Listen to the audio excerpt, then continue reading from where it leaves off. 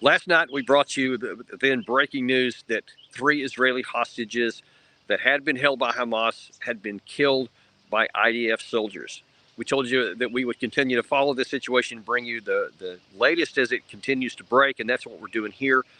Sorry, I'm not in my normal studio, but we thought it was more important to get you this information as it comes in instead of waiting for me to get back. And unfortunately, man, some of the information we have is shocking and horrific in its nature. First, let me show you this short little clip from Sky News and kind of bring you up to date. We understand that they were fired upon against Israel's rules of engagement, that according to the IDF official. Further, that they were killed mistakenly in Gaza by Israel's military, and while they were holding up white cloth on a stick. And now that we know some more details, and look, you hear me oftentimes kind of complain about the Israeli folks for not being completely honest in public, but this one they get credit because they are telling the truth about what happened, and it's not pretty, and they deserve credit for being transparent about what happened. Let me fill you in on it. This is just, it's going to be hard to even say, much less for you to hear. But as it turns out, these Israeli men, these 3 men, apparently escaped about a day earlier. We don't know if they somehow overcame their captors. We don't know if the Hamas people abandoned them and left. We actually don't know that part. But we know that at least a day before that they had actually spray painted SOS on a building and said, "Hey, help us out, hostages," or something to that effect. And so the next day, the Israeli soldiers were operating in this area, and the 3 men, being smart about what they were doing, took off their shirts so that they could show that they were not a threat. They had a pole with a white handkerchief on it and waving it around. They were screaming out in Hebrew, "We're hostages, look for it, help us." And all the IDF is saying so far is that the Israeli soldiers felt a threat and they opened fire on the 3 men. 2 of the hostages were killed immediately. The third one, that's why it just gets worse. He escaped and went into a building, a nearby building, to escape the onslaught. As the soldiers continued to follow them in there, the last hostage was actually shouting in Hebrew, "I'm a Jew. I'm a Jew. Don't shoot. Help me out." And for, again, reasons we don't know yet, that part hasn't been made clear, they shot and killed him as well. Only after they started examining the bodies did they realize what had happened. And you've got to understand that the family members of these hostages are just beside themselves with grief and anger. I mean, just imagine, this was like the worst possible outcome you could even have imagined. You're afraid that Hamas was going to kill the hostages at some point, and instead you find out that by some miracle they actually escaped, made their positions known, made it clear who they were. Their own Israeli defense forces, who were supposed to be there, trying to save the hostages, instead were the instrument of their deaths. And then even when they're screaming, I'm a Jew, I'm a Jew," they still get shot and killed. And there's going to be some hard questions for Netanyahu and also for the Israeli Defense Forces coming up here. And we've already seen some immediate reaction to it. Now, I don't know if you saw the news, but about 2 or 3 days ago, there was some complaints from some of the hostage family members that Israel had stopped negotiations with Hamas to get more hostages out. And their chief negotiator refused to go to Qatar to even talk the matter out. He's there now. So now then there's a lot more pressure on him to do so. And I imagine that there's going to be more pressure in the days to come up on that as well. Now, this highlights something we talked about a little bit in last night's show, and is now getting even more examination, and that is, what is the rules of engagement for the Israeli Defense Forces? Now, you heard on that Sky News report a minute ago, the Israeli Defense Forces are claiming that, yes, we're following our rules of engagement.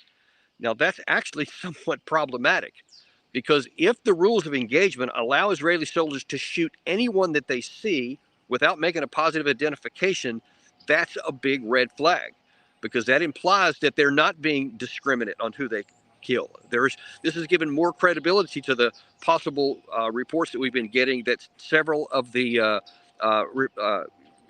organizations in the area report that the rules of engagement are, once Israel issues a leave now order in a certain area and says, we're going to be coming in here, that anyone anyone who's left in the area is considered a combatant and subject to be shot and killed. Now, that, of course, violates any kind of laws of war. You can't do that. I have personal experience of seeing this in Iraq and Afghanistan, where we were required to have positive identification that a target was hostile. I experienced it myself in both countries, and I saw how much trouble we took and how difficult it was for us to make sure of that, and how many times we wanted to make an engagement, but we didn't because we couldn't make positive ID. Now, that may cost you a little bit tactically here and there in some cases, but overwhelmingly, it keeps innocent people alive, and it gives you credibility with the population.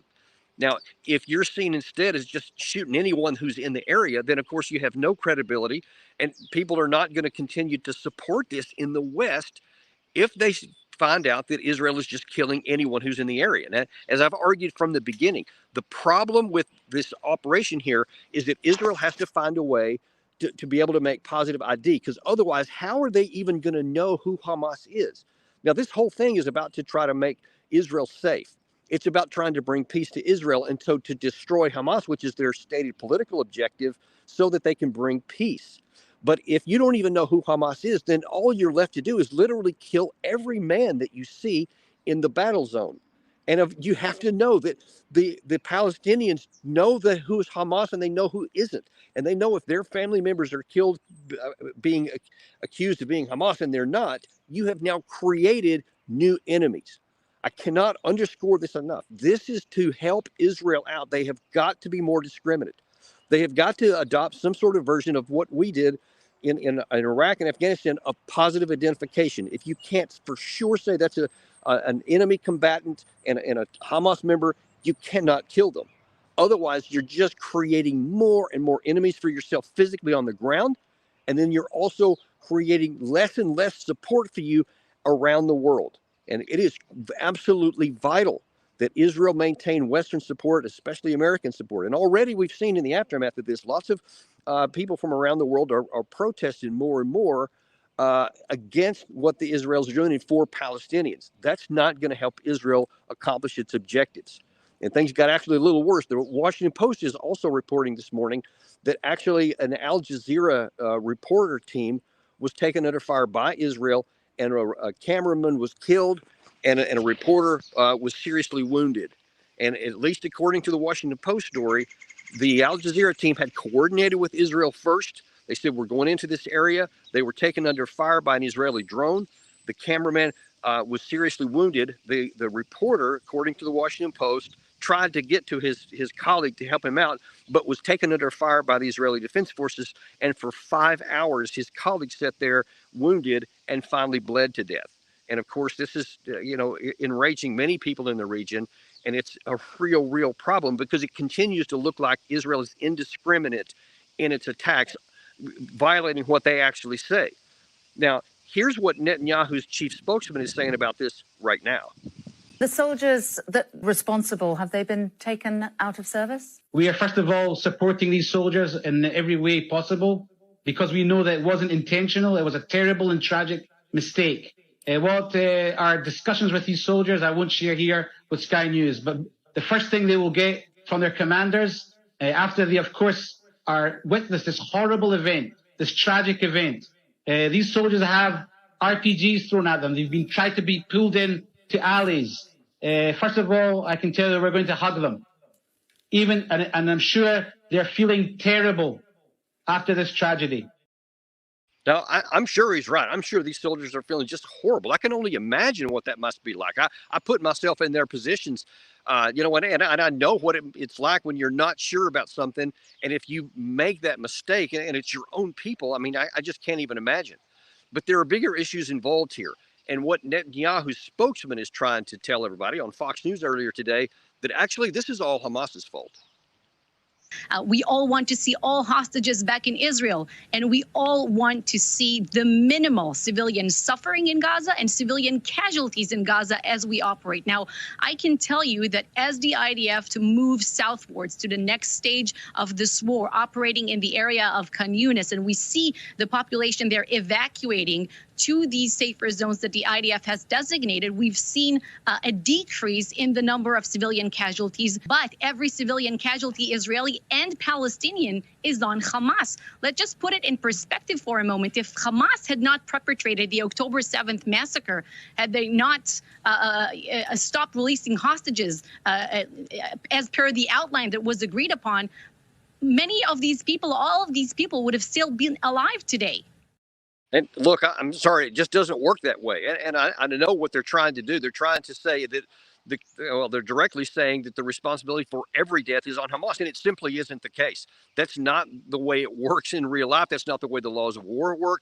Even if you're justified in doing and attacking an organization and attacking some people, and these people are, and the Israelis are, they are just in going after the Hamas terrorists that attacked them on 10/7. Point blank, no caveats. Definitely, they are within their rights to do that. However, this is the difference. They are still obligated to use discriminating fire in going after them. You cannot justify killing up to nearly now 20,000 innocent people to go after the legitimate targets of Hamas. That's what Israel has to change. And by making these kinds of statements, it implies that they're saying we're not even worried about it because, well, they're actually ultimately Hamas's fault anyway. And Hamas deserves a great deal of blame for this. And there is some legitimate point that had they not done that on 10/7, that none of this would have happened. There's legitimacy there. But that still does not justify Israel being indiscriminate in its casualties and the casualties it's causing on the innocent civilian people in Palestine. They are just as much of a problem and just as much of an egregious loss of life as the Israeli citizens that were murdered by Hamas. Both of them are the same, and they both need to be protected. So if Israel is going to maintain its Western support, if it can even gain its Western support, if it's going to make sure that the Arab regimes in the region stay neutral and don't take action against Israel, if Israel wants to have any chance at all for peace after this is over, they are going to have to make some major, major changes. Because if they continue on with this all the way through already for what's already happened, they have built up a lot of problem for themselves in how they're going to govern, because there's so much hatred among the surviving family members of these 20,000 people and up to 30 or 40,000 who have been wounded, that's already going to be hard to get by. But if they don't stop now, that's going to be compounded even further. And again, the bottom line of this is going to undercut the Israeli Defense Forces attempt to make it safe for their people. That's what this is supposed to be about. Because of the horrible thing that happened on 10/7, they want to bring security and peace. This is laying the foundation for instability and less peace even than there was on the 6th of October.